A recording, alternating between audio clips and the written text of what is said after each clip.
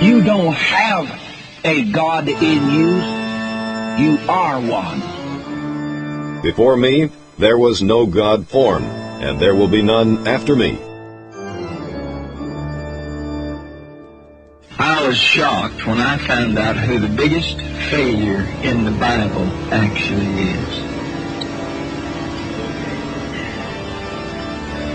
You know, everybody asks you, say, who's the biggest failure? They say, Judas.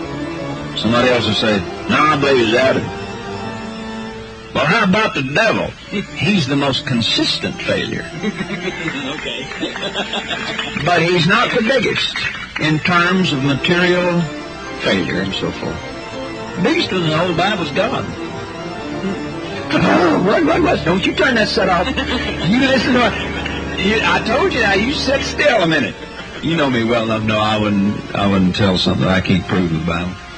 He lost his top-ranking, most anointed angel,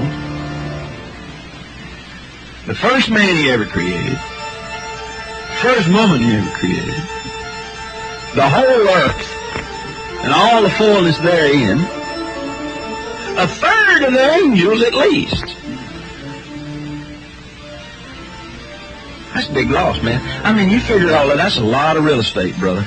Gone down the drain. Now, the reason you don't think of God as a failure is He ain't never said He's a failure. And you're not a failure till you say you're one. Is anything too hard for the Lord? Our sovereign Lord, you have made the heavens and the earth by your great power and outstretched arm. Nothing is too hard for you. Then Job replied to the Lord, I know that you can do all things. No plan of yours can be thwarted. Even from eternity I am He, and there is none who can deliver out of my hand. I act, and who can reverse it?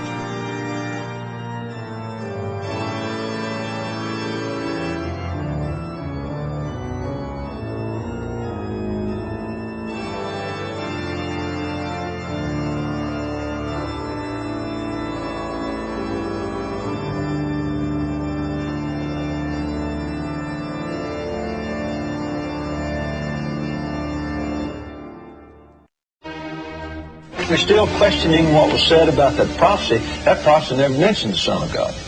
Never said anything about the Son of God. What did it say? It said, I did not claim to be God. That's all it said. In other words, in so many words, you're right. Nowhere in the New Testament did He literally get Preach up and claim and He was say, God. I am God, did He? Now, I stand corrected. And the Christian attitude...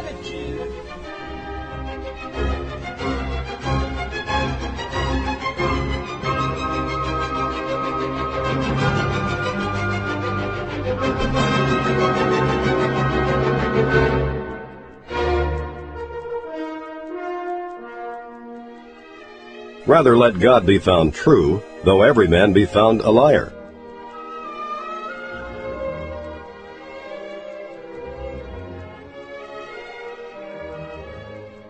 Your father Abraham rejoiced to see my day, and he saw it and was glad. The Jews therefore said to him, You are not yet 50 years old, and have you seen Abraham?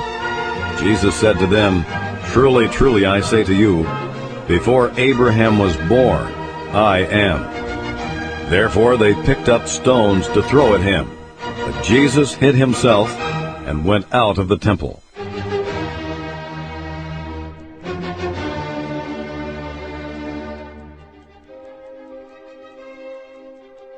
I and the Father are one. The Jews took up stones again to stone him. Jesus answered them, I showed you many good works from the Father. For which of them are you stoning me? The Jews answered him, For a good work we do not stone you, but for blasphemy, and because you, being a man, make yourself out to be God. And the high priest said to him, I adjure you by the living God that you tell us whether you are the Christ, the Son of God. Jesus said to him, You have said it yourself. Nevertheless, I tell you, hereafter you shall see the Son of Man sitting at the right hand of power and coming on the clouds of heaven. Then the high priest tore his robe, saying, "He has blasphemed. What further need do we have of witnesses? Behold, you have now heard the blasphemy. What do you think?" They answered and said, "He is deserving of death." Then they spat in his face and beat him with their fist. And others slapped him and said, "Prophesy to us, you Christ. Who is the one who hit you?"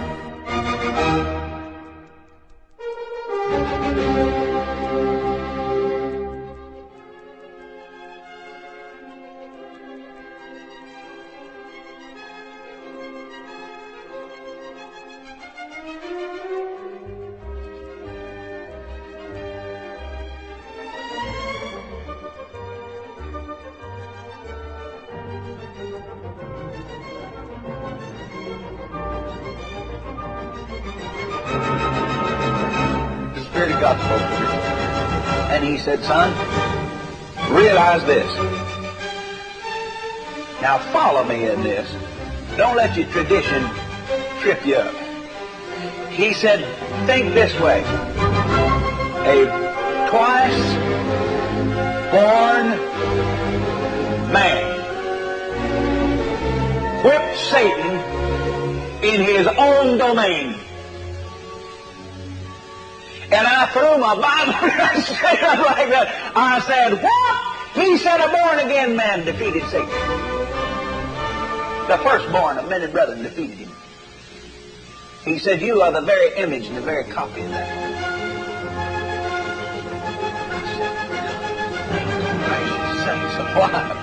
And I began to see what had gone on in there. And I said, "Well, now, you don't mean, you couldn't dare mean that I could have done the same thing." He said, "Oh, yeah, if you'd known that, had the knowledge of the Word of God that he did, you could have done the same thing. Because you're a reborn man, too." Knowing that you were not redeemed with perishable things like silver or gold from your futile way of life inherited from your forefathers, but with precious blood, as of a lamb unblemished and spotless, the blood of Christ. For he was foreknown before the foundation of the world, but has appeared in these last times for the sake of you, who through him are believers in God, who raised him from the dead and gave him glory, so that your faith and hope are in God. For there is one God and one mediator, also between God and men, the man Christ Jesus.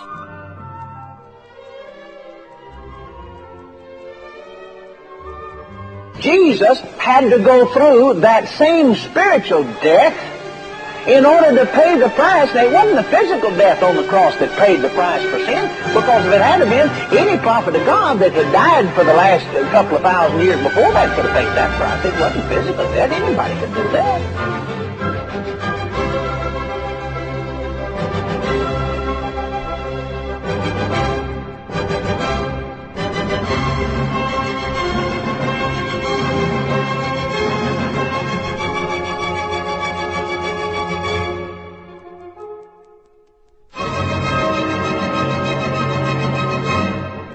Now you can put some kind of a mental confession in your mouth, but Jesus said of the abundance of the heart, the mouth speaks, and that's when the action takes place, because that's when the spiritual force is brought up out of the mouth, whether it be fear or whether it be faith. And when that spiritual force comes out, it is going to give substance to the image that's on the inside of you. Oh, that's that visualization stuff. Oh, that's that New Age. No, New Age is trying to do this. And they get somewhat results out of it, because this is a spiritual law, brother.